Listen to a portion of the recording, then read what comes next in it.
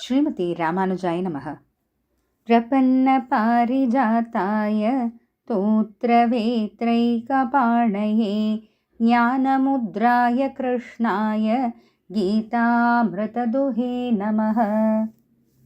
நாள்தோறும் பகவத்கீதையில் நம்ம போன ஸ்லோகத்தில் பகவானுடைய மதம் அப்படின்னு சொல்லப்படுற கர்மயோகத்தை பின்பற்றவங்களோ இல்லைன்னா அதை பின்பற்றணும்னு மனசார நினைக்கிறவங்களோ இல்லை பகவான் சொல்கிறதெல்லாம் கேட்டு பொறாமையாச்சும் படாமல் இருக்கிறவங்களுக்கோ அவங்களுடைய கர்மங்கள்லேருந்து விடுதலை கிடைக்கும் அப்படின்றதெல்லாம் பார்த்தோம்.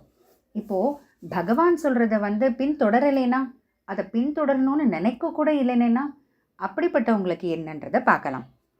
32வது ஸ்லோகம். ஏ த்வே ததப்யசூயந்தஹ நானுதிஷ்டந்தி மே மதம் சர்வஜ்ஞான விமூடான்ஸ்தான் வித்தி நஷ்டான சேதசஹ. ஏது யாரெல்லாம் ஏதத் மே மதம் இப்படி என்னால் சொல்லப்பட்ட இந்த கர்மயோகம்ன்ற அந்த மதத்தில் அபியசூயந்தக பொறாமையோடு இருக்காங்களோ, இல்லை ந அனுதிஷ்டந்தி இல்லைன்னா கடைபிடிக்காமல் இருக்காங்களோ, பின்தொடராமல் இருக்காங்களோ, சர்வஜான விமூடான் சர்வஜான இந்த உலக விஷயங்களில் எவ்வளோ அறிவு இருந்தாலும் விமூடான் அவன் அறிவில்லாதவனாக தான் கருதப்படுகிறான். தான் அவங்கெல்லாம் நஷ்டான் அசத்துக்கு சமம், அதாவது ஜடப்பொருள்களுக்கு சமம்னு பகவான் சொல்கிறாரு. வாழ்வதையே அவங்க இழந்துடுறாங்க. அச்சேதசக அது மட்டும் இல்லை, மனமற்றவர்களாக போகிறார்கள். அதாவது இருந்தும் இல்லாதது போல தான் இருக்காங்க அவங்க அப்படின்ட்டு. ஏன் பகவான் இந்த அளவுக்கு ஒரு எக்ஸ்ட்ரீமாக சொல்லணும்? ரொம்ப பயங்கரமாக இருக்கே கேட்குறதுக்கே. ஏன் பகவான் சொல்கிறத கேட்கலன்னா அப்படியான்னா அப்படி கிடையாது. இப்போ நம்ம ஒரு உதாரணத்தையே எடுத்துக்கலாம். இப்போ நம்மளோட குழந்தைங்களுக்கு நம்ம பல நல்ல விஷயங்கள் சொல்லிக்கிட்டே வரோம். அப்போ நம்ம சொல்லும்போது அவங்க கேட்காத போது நம்ம என்ன சொல்கிறோம்? இதை மட்டும் நீ கேட்கலன்னா வாழ்க்கையில் முன்னேறவே முடியாது, வேண்டாம், நீ எவ்வளோ மார்க் வாங்கினாலும் உன்னோட நடத்தை சரியில்லைன்னா அப்போ எல்லாமே வீணாக போயிடும் இப்படின்ட்டுலாம் நம்ம பலமுறை சொன்னது உண்டு இல்லையா நம்மளோட குழந்தைங்களுக்கு. அதே போல தான் பகவானான குழந்தைங்களான நமக்கு பகவான் சொல்கிறாரு, பல நல்லதை சொல்லிக்கிட்டே வராரு. அர்ஜுனனுக்கு சொல்கிறா போல் நம்ம எல்லாருக்குமே தான் சொல்லிக்கிட்டு வராரு. அப்போ சொல்கிற நல்லதை கேட்கலேன்னா என்ன நடக்கும்ன்றதையும் பகவான் சொல்லித்தானே ஆகணும். இந்த என்ன செய், இதை செஞ்சால் இதெல்லாம் கிடைக்கும். இப்போ ஒன்றும் இல்லை, போன ஸ்லோகத்தில் இந்த மாதிரி நான் சொன்ன இந்த கர்மயோகத்தை செஞ்சுட்டு வந்தாலோ, இல்லை செய்யணும்னு மனசார நினச்சாலோ, இல்லைன்னா என் மேலே பொறாமப்படாமையாச்சும் இருந்தாலோ உன்னுடைய கர்மங்கள்லாம் விடுபடுவ அப்படின்ட்டு சொல்கிற பகவான் இது செய்யலைன்னா என்னன்றதையும் சொல்லணும் இல்லையா? ஏன்னா அப்போ தான் நமக்கும் மனசுக்குள்ளே ஒரு பயம் இருக்கும். சரி, பகவான் நமக்காக நல்லதுக்காக தான் சொல்கிறாரு, எதுவும் தீங்கு செய்கிறதுக்காக சொல்லலைன்ற அந்த ஒரு நம்பிக்கை வரும். அதுக்காக தான் பகவான் சொல்கிறாரு.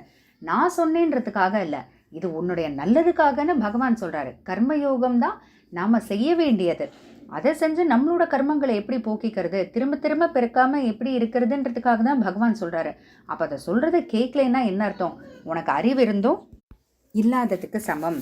ஏன்னா இவ்வளோ அறிவு இருந்தும் கூட உனக்காக சொல்கிறேன், இந்த நல்லதைத்தான் சொல்கிறேன்னு கூட உன்னால் புரிஞ்சுக்கிட்டு அதில் செயல்பட முடியலைன்னா அப்போ அறிவு இருந்து என்ன பிரயோஜனம்? அப்போது உயிரோடு இருந்து தான் என்ன பிரயோஜனம்? ஏன்னா உயிரோடு இருந்து திரும்ப திரும்ப பாவ புண்ணியங்களை செஞ்சு திரும்ப திரும்ப பிறவி எடுத்து திரும்ப திரும்ப இதுலேயே நம்ம சுற்றிக்கிட்டு கஷ்டப்பட்டுட்டு இருக்கிறதுலேருந்து விடுதலை ஆகணும்னு பகவான் சொல்லிட்டு இருக்காரு. இல்லை, நான் இதில் தான் திரும்ப குதிப்பேன், திரும்ப இந்த பாவ புண்ணியங்கள்லேயே தான் ஈடுபடுவேன், திரும்ப திரும்ப பிறந்துக்கிட்டே தான் இருப்பேன்னா அப்போ என்ன பிரயோஜனம் அப்படின்ட்டு பகவான் சொல்கிறாரு. இது இந்த 2 ஸ்லோகங்களில் கர்மயோகத்தை, நான் சொல்கிற கர்மயோகத்தை நம்பி செஞ்சுக்கிட்டு வந்தால் என்ன, செய்யலைன்னா என்ன அப்படின்னு. இப்போது அடுத்த 33லேருந்து 43வது ஸ்லோகங்கள் வரைக்கும் ஞான யோகம் செய்கிறதுல எவ்வளோ கஷ்டங்கள் இருக்குது. ஏன்னா இப்போ ஒன்றும் இல்லை, நம்மளே பிள்ளைய கூப்பிட்டு இதை செய்ப்பா அப்படின்னா, இல்லை நான் வேறு ஒன்று தான் செய்வேன்னா அப்போ நம்ம என்ன செய்வோம்? இல்லை, இதை செய்கிறதுனால இது நல்லது அப்படின்னு சொல்லுவோம். அப்படியும் நான் அதைத்தான் செய்வேன்னு இந்த புள்ள அந்த பக்கம் போச்சுன்னா அப்போது அதில் இருக்கக்கூடிய கஷ்டங்கள் எடுத்து சொல்லுவோம் இல்லையா? அதையே செய்யக்கூடாதுன்னு நம்ம சொல்கிறோன்னு. அதே போல தான் பகவானும் கர்மயோகத்தை செய்கிறதுனால என்னன்னு சொல்லிட்டாரு, அதை எப்படி செய்யணும்னு சொல்லி காமிச்சிட்டாரு. இப்போது அப்படியும் இல்லை நான் ஞான யோகம் பக்கம் தான் போவேன்னா, சரி அதில் இருக்கிற கஷ்டங்கள்லாம் தெரிஞ்சுக்கோ, அப்போது உனக்கே புரியும் ஏன் நான் அதை வேண்டான்னு சொல்கிறேன்ட்டு பகவான் இப்போ அடுத்த ஸ்லோகங்கள்லேருந்து ஞான யோகம் செய்கிறதுல எவ்வளோ கஷ்டங்கள்னு சொல்கிறாரு. தெரிஞ்சுப்போம். ஜெய் ஸ்ரீ கிருஷ்ணன்.